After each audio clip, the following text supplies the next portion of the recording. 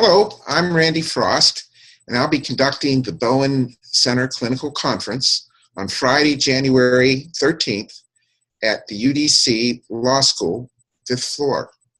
Murray Bowen wrote that his primary effort went into making psychotherapy as scientific and predictable as possible. He wanted to plan treatment based on scientific knowledge and theoretical principles rather than feelings or clinical hunches.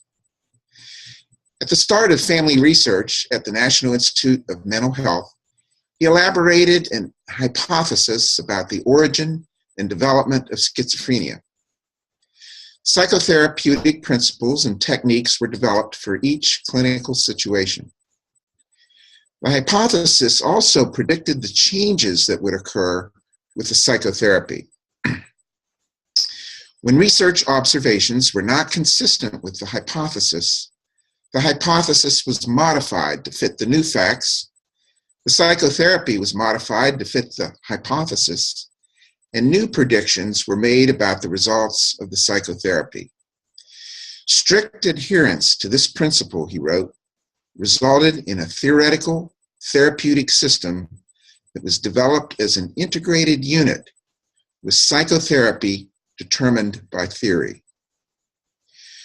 Once it was possible to see the patterns in families with schizophrenia, it was possible to see the same pattern in less intense form in all levels of people with less emotional impairment. Since people with lesser problems change more rapidly in family psychotherapy, new observations and further changes in the hypothesis were accelerated. The theory, he wrote, is the result of the original research hypothesis, modified and extended hundreds of times, with each modification checked many times in and out of the clinical situation. The accuracy of the theory in predicting the outcome of family therapy is an underappreciated virtue of Bowen theory.